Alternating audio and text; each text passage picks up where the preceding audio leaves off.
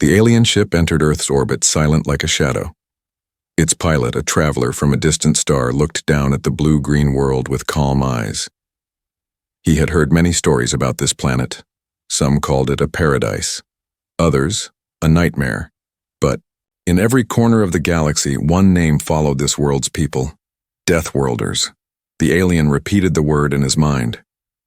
It sounded like a legend, a warning, a curse. Could it be true? He had traveled to many planets before, and he had never seen a species so feared. He leaned closer to the viewing glass. From space, Earth looked peaceful. White clouds moved across the sky. Green forests stretched for miles. Blue oceans shined under the light of the sun. It did not look like a place of death. It looked alive. Strange, the alien whispered to himself. How can such a beautiful world give birth to monsters? His ship slowly entered the atmosphere. Flames surrounded the hull as it cut through the sky.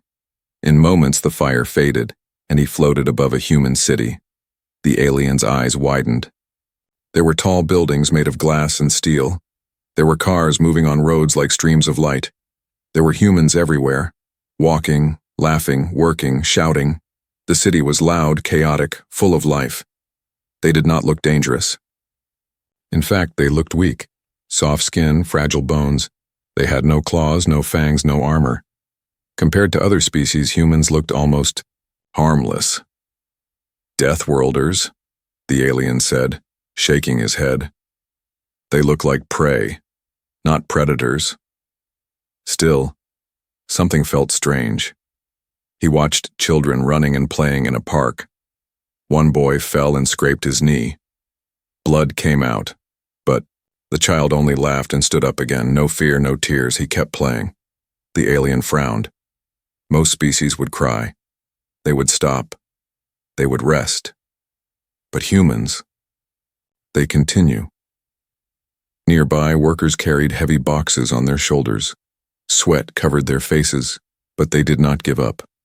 They pushed their bodies again and again, smiling as if they enjoyed the struggle. They seemed to love pain, the alien thought. As the sun began to set, the alien left the city and traveled across the land. He saw mountains covered in snow, deserts with burning heat, jungles full of danger, and in every place he saw humans. On the mountains, they climbed, with ropes, risking their lives for no reason but adventure. In the desert, they built homes, fought the heat, and survived where water was almost gone. In the jungle, they cut paths through thick trees, laughing while wild animals roared nearby. The alien felt a chill in his chest. No other species does this. They do not just survive. They choose to fight the world itself. Night fell. The alien landed his ship on a hill outside a small village. He walked among the humans, hiding his true form behind a cloak. He listened to their voices, their laughter, their songs. They seemed happy, normal, even peaceful. But then he saw something else. At the edge of the village stood a statue of stone. It was tall, cold, and silent. The alien stepped closer, reading the words carved at the bottom. It was a monument to war. Names of the dead were written in long lines. Men, women, even children. The alien touched the stone with his hand, and a thought struck him like a knife. They do not hide their violence. They honor it. They remember it. The alien's heart began to race. He looked back at the people in the village. They laughed around a fire, eating together, drinking together. But behind their smiles was something deeper, something dangerous. The alien whispered to himself, "Why are they called Deathworlders? Perhaps I am beginning to see." He turned his eyes to the night sky. Dark clouds moved above, and thunder rolled like a drum. For the first time since his journey began, the alien felt fear. Not fear of the humans themselves, but fear of what they carried inside them. A strength born from pain. A courage born from suffering. They were fragile, yes, but they were unbroken. And the alien realized this was only the beginning of the truth. What more will I discover, he thought. And will I survive long enough to tell the galaxy? The firelight of the village burned behind him, and the storm above grew louder. The alien pulled his cloak tighter and whispered the word again, this time with a shiver. The alien did not sleep that night. He sat on the hill outside the human village, staring at the dark sky. Lightning flashed in the distance, and thunder rolled across the land. Yet in the village below, the humans still laughed around their fire. Children ran, dogs barked, music played. They acted as if the storm was nothing. The alien pulled his cloak tighter. On his homeworld, such a storm would send entire cities into hiding. But here, humans treated it like background noise. Strange. They live as if danger is normal, the alien thought. When the morning sun rose, the alien returned to his ship. He wanted answers. He activated the ship's library system and opened the human data files. His people had collected fragments of human history, but he had never studied them closely. Now he would. The screen glowed, and the alien began to read. He started with the Ice Ages. Thousands of years ago, Earth was frozen. Entire continents were covered in ice. Animals died, forests disappeared, and the cold killed everything it touched. No species should have survived such terror. And yet humans did. They made fire. They wore the skins of dead animals. They built shelters from stone and wood. They learned to hunt together, not alone. Where other creatures froze, humans adapted. The alien leaned back in his chair. They were not supposed to survive, and yet they did. He read further. He saw stories of deserts where the sun burned the land until water vanished. Other species avoided such wastelands, but humans crossed them. They carried water on their backs, built cities from sand and stone, and learned to live under the blazing heat. In the deep jungles, where venomous creatures hid in the shadows, humans cut paths with sharp tools and refused to turn back. In stormy seas, they built ships and sailed into waves that should have swallowed them whole. Everywhere the galaxy would call uninhabitable, humans made into a home. The alien whispered, "They are not children of safety. They are children of chaos." The more he read, the darker it became. He studied human diseases, plagues that swept across the world, killing millions. Most species would collapse. Most would vanish into history. But humans fought back. They created medicine. They taught each other how to heal. They did not allow nature to decide their fate. The alien shivered. Even death itself could not erase them. Then came the disasters. Earthquakes that split the ground open. Volcanoes that covered cities in fire. Storms that destroyed entire coasts. The alien expected to see extinction, but every time he read the same pattern. Humans died, yes, but not all. Some survived, some rebuilt. Some even returned to the dangerous land again, refusing to abandon it. "They are like weeds," the alien muttered. "No matter how many times the world cuts them down, they rise again." But then, the alien found something more disturbing. Wars, endless wars. Humans did not only fight nature, they fought themselves. Kingdom against kingdom, tribe against tribe, nation against nation, for land, for power, for belief.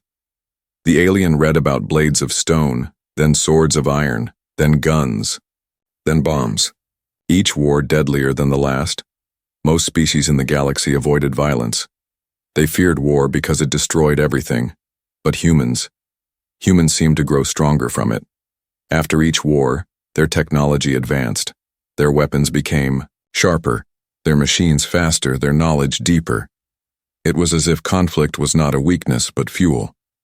The alien whispered, "They evolved through violence." He closed the data file and leaned back, his heart racing. His people had feared humans because of stories, but now he understood those stories were not myths. They were truth. Humans were not fragile prey. They were survivors. The alien turned, off the screen, but the images would not leave his mind.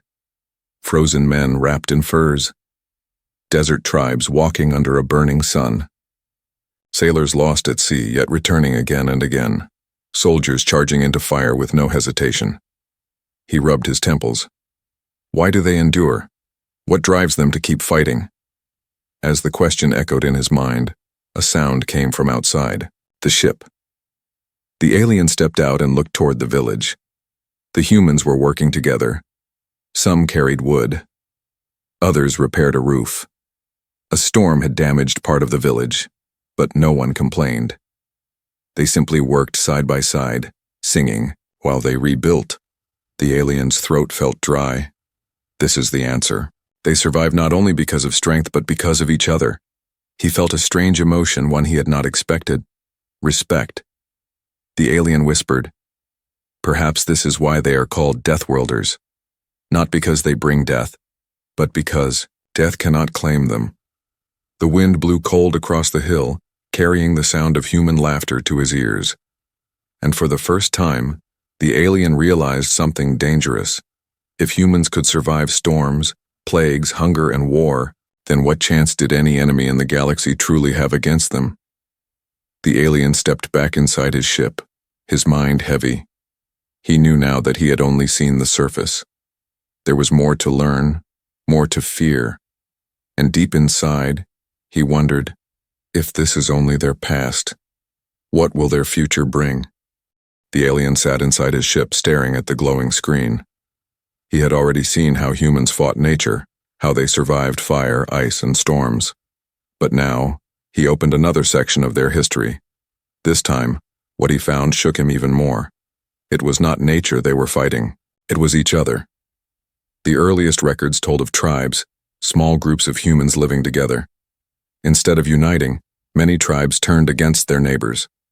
They fought over food, over land, over pride. The alien frowned. Most species learn to cooperate for survival. But these creatures, they fight even their own kind. He scrolled further. Spears of stone became swords of iron. Arrows became gunpowder. The alien's eyes widened as the history grew darker. Human wars were endless. He read of empires rising and falling, armies marching across continents, millions killed, cities burned. And yet, after every war, humans grew stronger.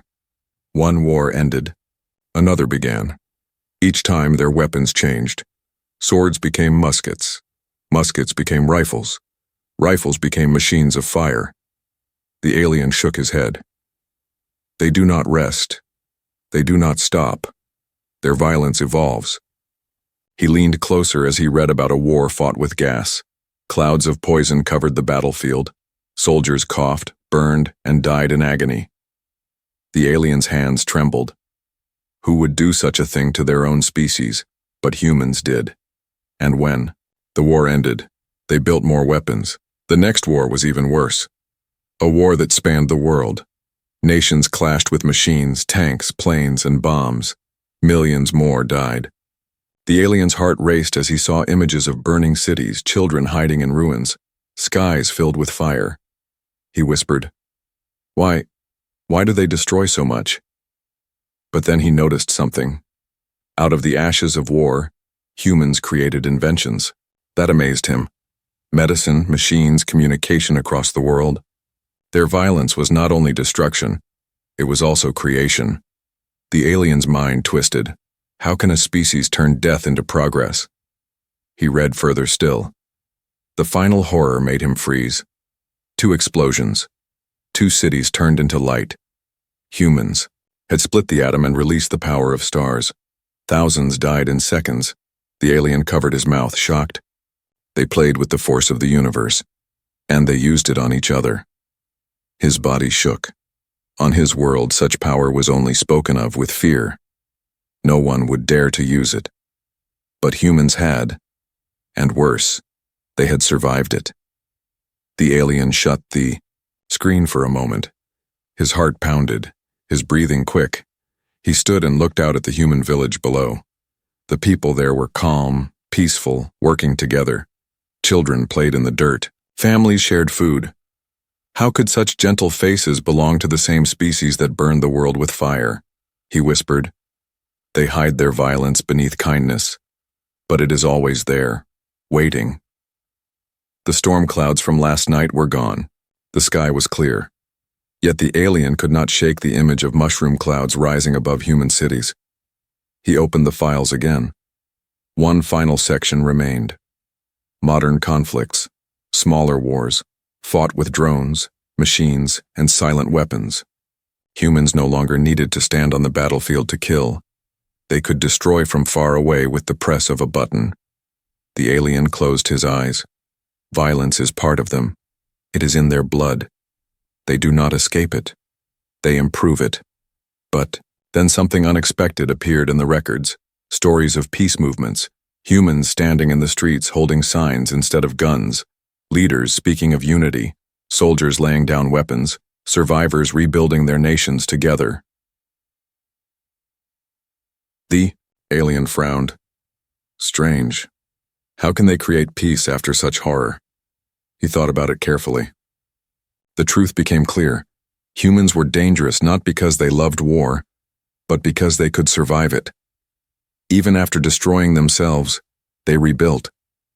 Even after tearing the world apart, they found a way to live again. They did not end. When violence came, they adapted. The alien whispered, "This is why others fear them, because even in their darkest hour they endure." He walked outside his ship and looked once more at the humans below. Their laughter filled the air. Their voices carried no sign of war, but the alien knew the truth. Each human carried two sides inside them. One hand could build, the other hand could destroy. And if the galaxy ever pushed them into war again, the alien realized, nothing would stop them. The night came again. The alien sat under the stars, lost in thought. He had seen their battles with nature. Now he had seen their wars with each other. What frightened him most was not their violence, but their resilience. He whispered into the darkness, "They are Deathworlders not only because they fight, but because they always rise again." The stars shined above him, silent witnesses to his discovery. And the alien knew. This was only the beginning of his fear. The alien did not know what to believe anymore. He had seen humans fight the cold, the heat, and the storms. He had seen them wage wars that could burn entire worlds. He thought he finally understood their nature. But the next day, the alien saw something that confused him even more. The sun was high when a cry echoed from the village below. The alien turned his eyes and saw smoke rising. A small house at the edge of the village was burning. Flames licked the walls and black smoke filled the sky. For a moment, the alien expected the humans to run. On his own world, fire was feared. If a house burned, people would save themselves first. But these humans, and they did not flee. They rushed toward the fire. Men and women grabbed buckets of water. Others broke doors open with their bare hands. Some covered themselves with wet cloth and ran inside the burning house. The alien's eyes widened. Why risk their lives for another? The fire could kill them all. But the humans did not hesitate. They carried children out, coughing but alive. They brought old men and women to safety. Even when the flames grew, they refused to stop. One man collapsed from the smoke. Another human picked him up and dragged him out. They did not leave anyone behind. At last, the fire was gone. The house was ruined, but the people were alive. The villagers hugged each other, some crying, some laughing. The alien felt a strange tightness in his chest. This is not what I expected. This is not the behavior of killers. Later, he saw another scene. A group of travelers came to the village. Strangers, tired and hungry. The villagers had little food, but they still shared what they had. They gave water, bread, and shelter without asking for anything in return. The alien whispered, "Why? Why give to strangers? What if they are enemies?" But the humans did not think that way. They simply opened their doors. The alien remembered the wars he had studied. He remembered the mushroom clouds and burning cities. And now he saw those same creatures giving food to strangers, smiling as if kindness was as natural as breathing. It made no sense. That night he walked among them in his cloak, hiding his true form. He sat near the fire and listened. A woman told a story about her son, who had joined the army and never returned. Her voice broke, and tears filled her eyes. But the others put their hands on her shoulders, offering comfort. The alien watched quietly. Even when they lose, even when they suffer, they do not face it alone. One of the men noticed the cloaked traveler and gave him a cup of warm drink. The alien hesitated, then accepted it. The human smiled without fear, without suspicion. "Welcome, friend," the man said. The alien's throat went dry. "Friend? They do not even know who I am, and yet they welcome me?" The next day he traveled farther and saw something even stranger. There had been a storm in the nearby valley. A bridge had collapsed, and people were trapped. The alien stood on a cliff, watching. Again, the humans rushed toward danger. Soldiers and villagers worked side by side. They tied ropes to their waists and crossed the broken bridge. Some carried children across their backs. Others pulled the injured from the river. One soldier even rescued a wounded enemy who had been caught. In the flood, the alien gasped. Why save an enemy? Why risk your life for someone who tried to kill you? Yet the human soldier did not question it. He simply said, "A life is a life." The alien returned to his ship that night, his mind spinning. He had seen humans destroy each other with fire and steel. But now he had seen them save each other with the same passion. He sat in silence and whispered, "This is their greatest weapon. Not their claws, not their machines, but their kindness." Because kindness created loyalty. It created unity. It made others stand beside them, even in death. The alien shivered. A species that can fight with such violence and yet love with such power. This is not weakness. This is terrifying. He remembered the fire in the village, the bridge in the valley, the smile of the stranger who called him friend. He realized something important. Violence alone could not explain why humans had survived so much. It was their strange balance of cruelty and compassion. They could destroy, but they could also heal. That made them unpredictable. That made them unstoppable. The alien stood by, the window of his ship looking down at the sleeping village. He whispered to the stars, "They are Deathworlders not only because they can kill, but because they can love. And that love is even more dangerous." The stars gave no answer. But the alien felt the truth deep inside him. He had feared their violence. Now he feared their kindness even more. For what enemy could ever win against a species that refused to abandon each other? The alien closed his eyes. He knew that his journey had only just begun.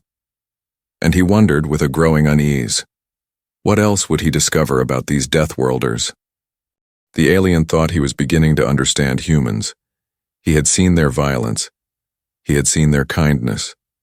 Two opposites living inside the same fragile bodies. But he still believed one thing. Humans only behaved this way because they had no choice. They survived because they had to. That belief shattered the day he followed them into the wild. At dawn, he left the village and traveled into the mountains nearby. The humans had told stories of climbers, men and women who willingly scaled the tallest peaks. Not because they were forced to, not because they needed food or land. They climbed because they wanted to. The alien could not understand. Why risk death for nothing? Why fight the mountain when the village below was safe? And yet when he reached the trail he saw them, dozens of humans tied to ropes, faces red from the cold. The wind howled, snow whipped across their skin, but they laughed as they climbed higher. The alien's eyes narrowed. They are smiling. While the mountain tries to kill them, one climber slipped dangling over a cliff. His rope strained, his life hanging by a thread, but his friends did not panic. They shouted, pulled together, and saved him. The man, instead of weeping in fear, only laughed and shouted, "Again!" The alien's heart pounded. This is madness. They face death, and they laugh at it. Later, the alien traveled to the desert. Heat waves shimmered across the endless sand. The sun beat down like fire. He expected silence, emptiness. But even here, humans walked. They carried heavy packs, their lips cracked, their skin burned by the sun. Yet they sang songs as they marched across the wasteland. The alien followed them to a camp, At night, the air turned cold, and predators moved in the dark. Still, the humans sat around a fire, telling stories, as if the desert was nothing but another adventure. The alien shook his head. Most species avoid such places, but humans, they chase them. He wanted to see more. He traveled to the sea.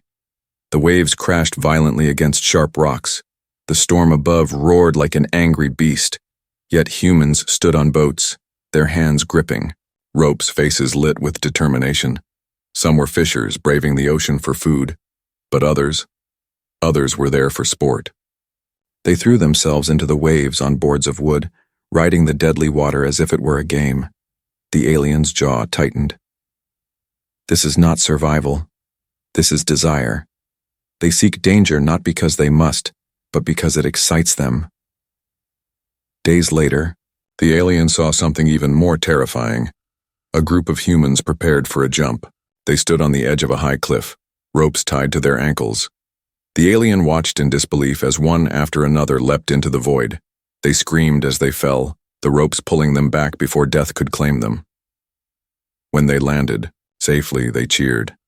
They hugged each other, laughing like children. The alien clutched his chest. They play with death. They mock it, but nothing compared to what he saw in the sky. High above the earth, humans had built machines to fly. Some used wings of metal soaring like birds, but others had gone further. They built rockets. The alien stood on a hill and watched as fire and smoke consumed the sky. A massive machine lifted into the heavens, carrying humans inside.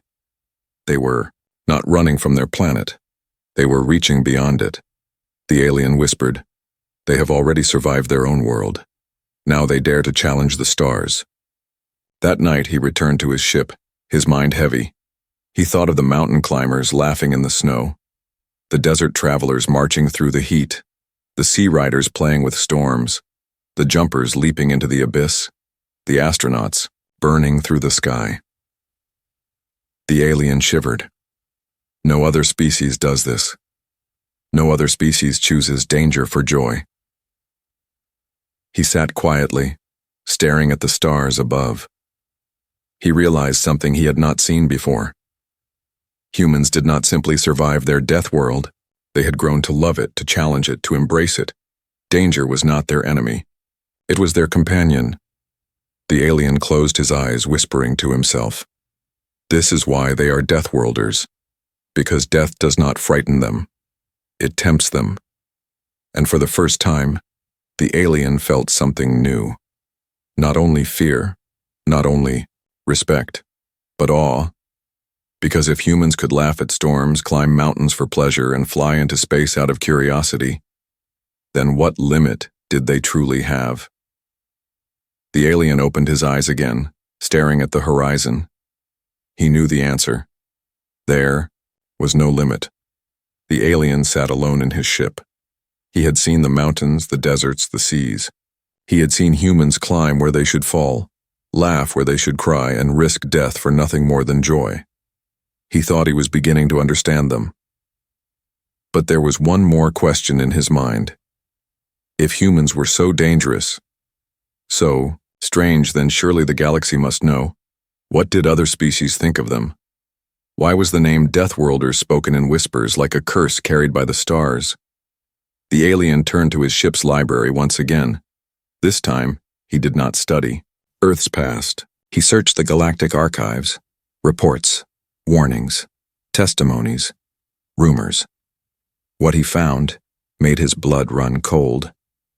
The first report came from a world called Velnar. A peaceful species had once tried to invade Earth, thinking the humans weak. They landed armies in the forests and deserts expecting quick victory. But the humans did not surrender. They fought back with whatever they had: spears, bows, guns, even their bare hands. Entire villages turned into armies overnight. Farmers became soldiers. Children carried messages through fire and smoke. The invaders expected humans to break. Instead, they themselves broke. The alien read the final line of the report. "We came as conquerors. We left as ghosts, Never again shall we set foot on their cursed world. The aliens' hands trembled. They turned weakness into strength. They made every man, woman, and child into a weapon. The next file was even more chilling. A shipwreck in deep space. A group of human explorers stranded with little food, little air, and no hope of rescue. By all logic, they should have perished in days. But months later, they were found alive. They had rationed every crumb, recycled every breath, and used scraps of broken metal to rebuild their systems. One alien witness wrote, "They should have died. They refused. Even the void could not take them." The alien whispered, "Even space itself cannot kill them." Another record described a battle between humans and a stronger alien fleet. The humans were outnumbered, outgunned, surrounded. Any normal species would have surrendered, but not the humans. Instead, they fought, to the last ship. They turned wrecks into weapons, rammed enemy cruisers with burning hulls, and refused to retreat. The battle ended in destruction for both sides. Yet in the galaxy, the story spread like fire. Humans do not surrender. The alien leaned back, shivering. Even defeat does not break them. They will die standing rather than live kneeling. But not all stories were about war. Some were stranger still. He read about humans landing on alien worlds to help during disasters, floods, earthquakes, famines. They risked themselves for species that were not their own. One account told of a human doctor who worked through a plague on another planet. He fell sick himself, but he kept healing others until his last breath. The report ended with a line that made the alien's chest tighten. The humans fear death less than they fear failing to save another. The alien whispered, "Kindness, again always kindness mixed with madness." The deeper he searched, the more the pattern became clear. To the galaxy, humans were not simply strong or clever, they were unpredictable. They could be the fiercest warriors or the most selfless saviors. They could destroy armies or give their last drop of water to a stranger. No one could predict which side would appear. And that uncertainty was what made the galaxy afraid. The alien sat back, whispering to himself, "This is their power, this is their reputation. Not just killers, not just healers. Both." He closed the files, but one last thought would not leave his mind. The galaxy called them Deathworlders because Earth itself was a death world. A place of storms, ice, heat, and predators. A place no other species could survive. But humans had. Not only survived, they had thrived. And now they carried that same spirit with them into the stars. The alien felt his throat tighten. They are not feared because they bring death. They are feared because death follows them and still loses. That night he stood outside his ship staring at the quiet village. Children slept. Fires burned low. The humans looked so fragile, so harmless. And yet somewhere in the stars, entire species trembled at the mention of their name. The alien whispered into the wind, "Deathworlders, not because they kill, but because they cannot be killed. Their reputation is not myth, it is truth." The stars above seemed colder than before. The alien knew he had uncovered only part of the truth. But already, he felt a weight in his chest, a dread he could not ignore. If the galaxy feared them this much, what would happen if humans ever chose to rise higher? The alien shivered. Perhaps the galaxy had not seen the worst of them yet. The alien had seen enough. He had studied their history. He had watched their wars. He had seen their kindness and their madness. He had read the galaxy's fearful reports. But one question still burned inside him. He had looked at humans from a distance. Now he wanted to hear it from them directly.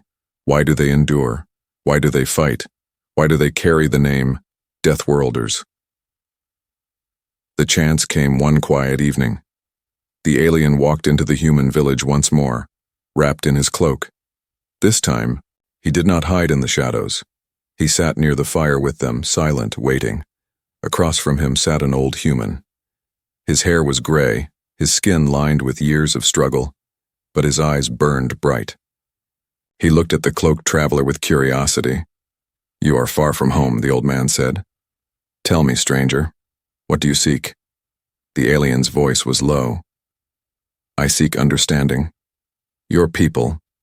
They are feared across the stars. They call you Deathworlders. Do you know why? The fire cracked between them. The old man gave a small smile as if he had heard the question many times before. Yes, he said simply. I know why. The alien leaned closer. Then tell me. I have seen your wars, your storms, your suffering, and yet you do not fall. Why? What gives you this power? The old man looked into the fire. His voice was calm, but each word carried weight. Because we refuse to die. The alien frowned. Every creature dies. The human nodded. Yes, bodies die. But humanity does not. No matter what strikes us, storm, plague, war, even our own mistakes, we rise again. We bury our dead and then we stand, always. The alien felt his chest tighten. But why? Why not give up?